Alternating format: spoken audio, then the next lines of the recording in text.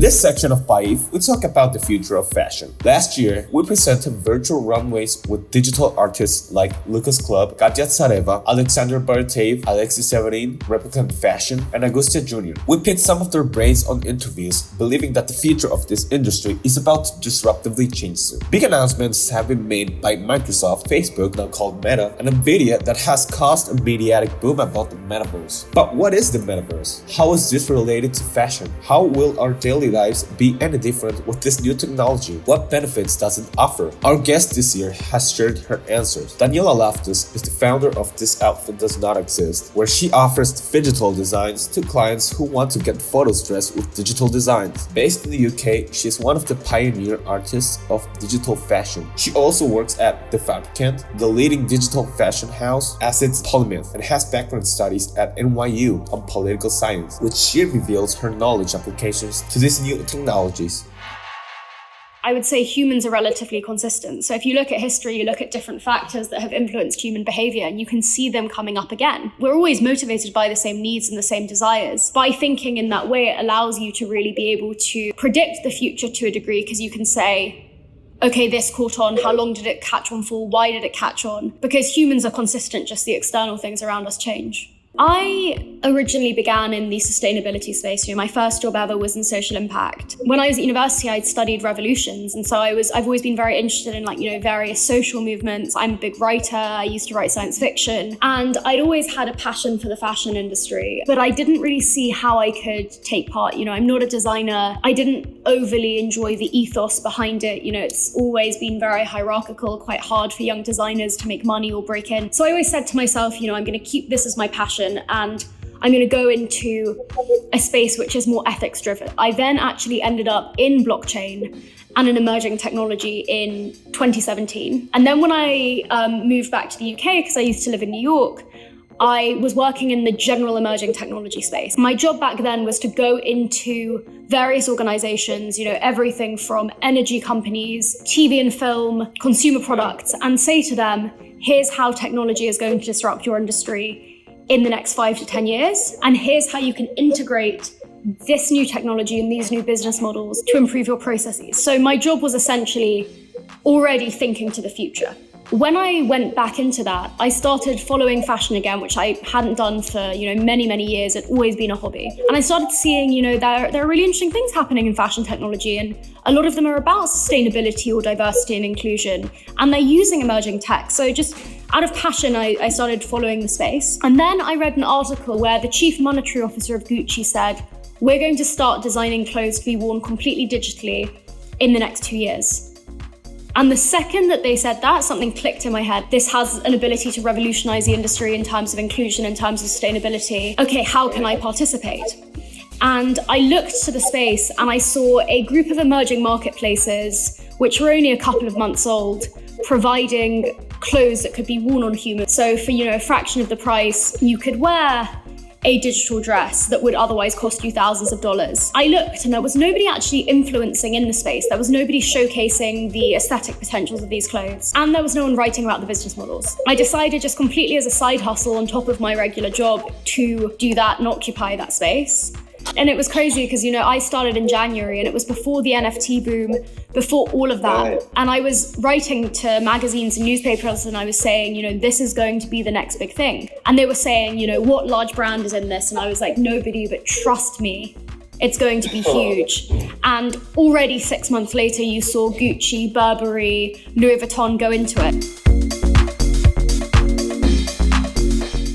For me, there are 3 types of digital fashion. The first type is what I would call physical digital fashion, which I recognize sounds like a little bit of an oxymoron.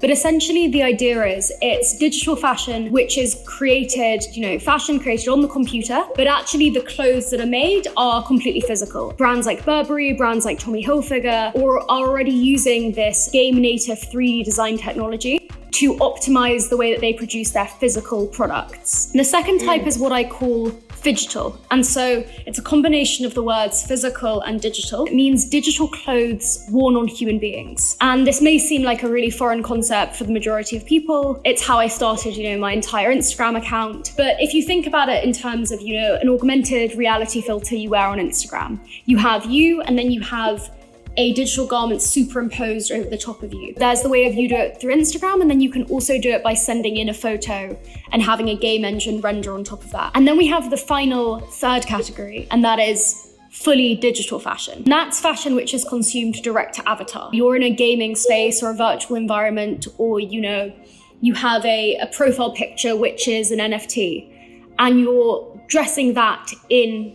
fashion, and that is what I call fully digital. The way that I see the consumer of digital fashion is I think there are two categories. There are the people that I would call the wearers, and there are those who I would call the collectors. For a wearer, the advantage that you have is instead of having to spend $200 on an item of clothing that you're not 100% sure that you want, or that you're going to churn, it's on average, the average consumer buys 68 garments per year.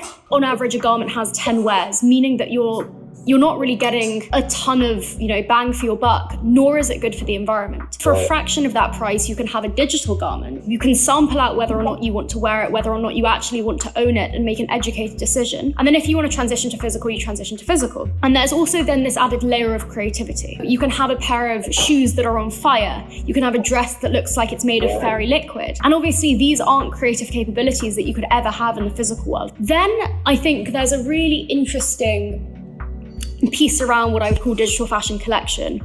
And I'm actually working on a business in the space of digital fashion collection, which is launching next year. And what's very exciting is in the physical world, there is the concept of wear and tear. And so the value of digital fashion just as an asset or physical fashion decreases with use. In digital fashion, there's no wear and tear on the garments. So you can wear a garment and you can lend it out, and you can hold it and you can trade it. The garment will remain in the condition that you bought it for its entire life cycle. And I think that opens up very interesting collection potentials and very interesting new business models for people who are consuming digital fashion.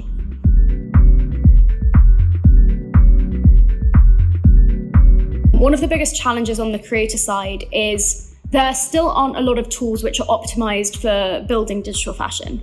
So, if you're building digital fashion, you're probably going to have to use 3 or 4 programs around tailoring, around lighting, and there isn't a lot of education out there either. So the majority of designers within the community, some of them are from a 3D animation background, and they all just teach each other. They're learning from YouTube videos. They're not learning through a school or a traditional course. That puts a pretty high opportunity cost because digital garments still aren't valued in the way physical garments are. So brands who work with them will assume that because once you've created a digital garment, it's mass produced, that it doesn't take the same man hours as a physical garment, when in reality it does. The second issue, and this is both an issue for creators and consumers, is wearability. I can design an incredible 3D garment, but that doesn't mean it can actually be worn. That's an entire other process. So, either you have to have it as an AR filter, which has to go into a different program, and then you have it through a platform like Snap or Instagram. It's not particularly well optimized, so your arm might go missing. And you're also giving the ownership rights when you go into Snap or Instagram to those platforms rather than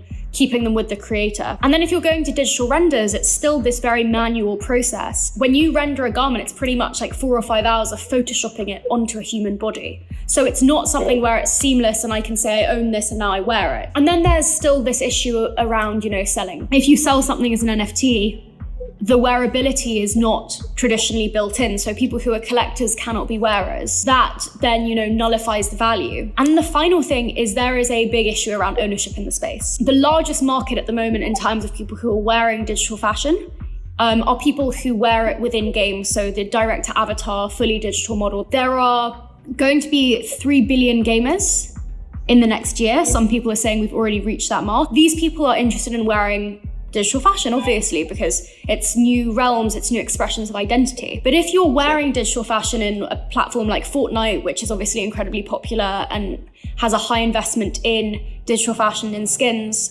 you don't own that garment, you can't trade it. And actually, if the platform went bust tomorrow, you would lose all of your assets and all the money you've spent, which is much akin to me saying, here, you can have the most amazing jacket, but you can only wear it to one party, and when you leave, you have to take all your clothes off. And around just identity, that's quite fractured and it's quite confusing. When you look at any emerging technology, and it can be, artificial intelligence, it can be blockchain, it can be the metaverse, it can be all of that. you have to understand that it's not objective. It's something that is affected by conditions in the physical world and issues and biases. And if it's not created with consciousness, then it will replicate inequality in the physical world. I think it's 87% of people who have benefited from the NFT boom are male.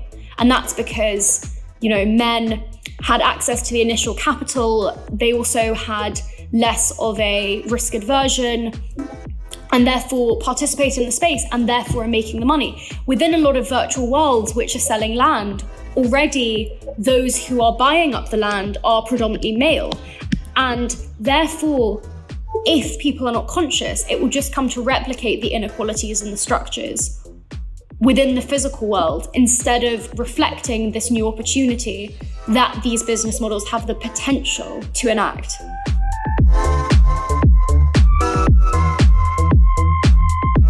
For people who don't understand the value of digital identity, you think that you don't, but you actually do.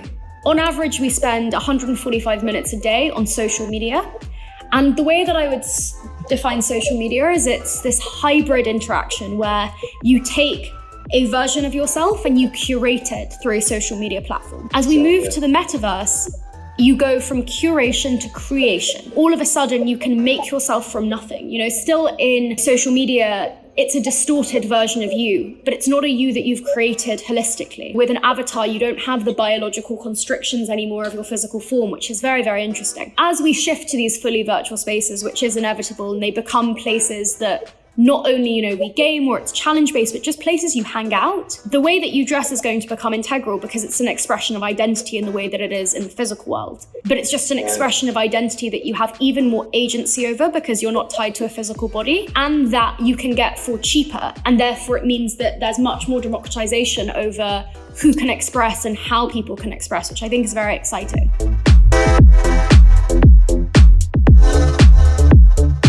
An NFT is what's known as a non-fungible token, and it's an asset which is on the blockchain.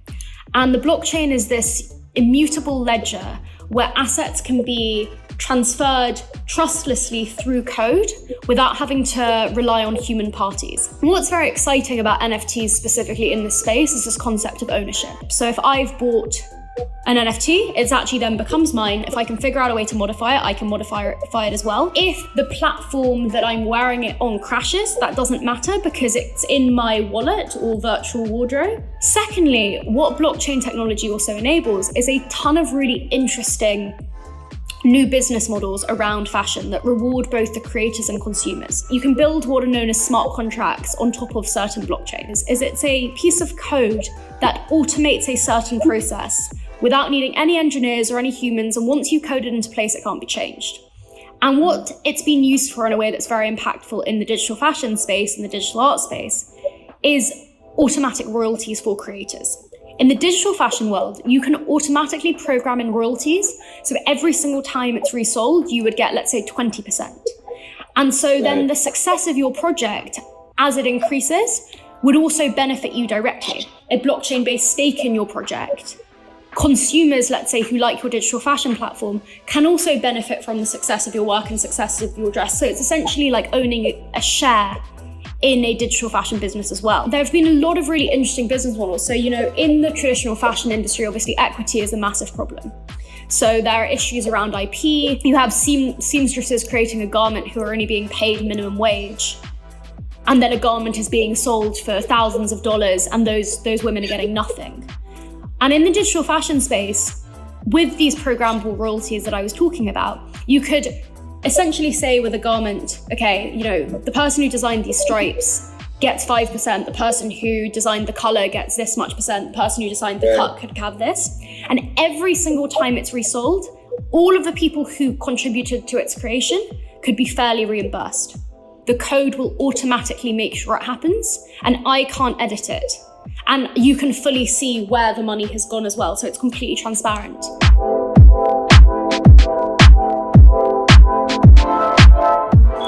So I think, and I'm going to say this relates back very nicely to the metaverse, we have a need as human beings to show who we are, to find connection, to find bonds and groups, to also operate within series of, rules. And previously that was states or political systems that defined us, but when you move into the metaverse, you move into games which have their own rules and have their own languages and have their own systems and structures. But the difference being you can choose which to participate in that replicate your personal desires. And I just think there's a lot of stuff around now. Games as these routes towards income generation and also these routes towards status. So what the metaverse allows is completely new cultures. And secondly, they're now part of this community and they've rallied around this community and there have been all of these spin-off projects and it's become a crucial part of their identity and affiliation, which is something that as human beings, we always have basically been looking for. When you move to the metaverse, there are just new ways to show that, ways which aren't necessarily linked to methods of demonstrating status or community in the physical world. So for example, you could become a really amazing player in a game, and if you're a really good player, let's say in World of Warcraft, you get a specific armor. And so everybody who looks at you would say, wow, that person has skill because they have that armor. And so there are all of these black markets now where you can buy the armor, but inherently it should be earned, and that's how respect is commanded.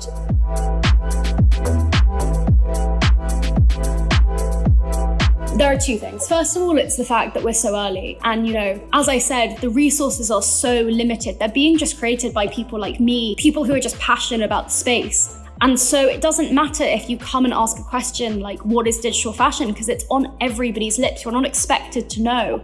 And the community will accept you, will help you on your journey. Obviously has such exciting potentials, but don't be intimidated by it at all. And secondly, around the element of intimidation, I think when you're dealing with emerging technology, you have in your brain the stigma that if you come from an arts background, you can't participate and you can't understand. I'm not a coder.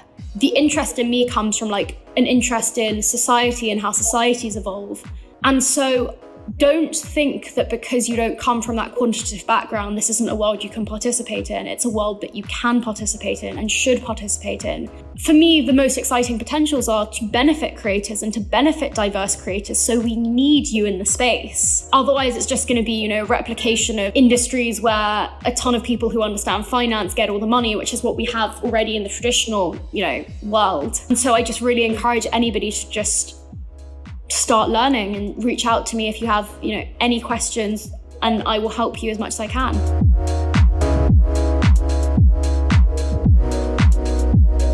Thank you. I'm really thrilled to be here, and I'm really thrilled to be bringing my work to a wider audience, and specifically this audience within this media. Film, especially film in Latin America, is so significant and so, impactful in terms of sharing a cultural message and evoking emotion. So I really couldn't be more excited to be here.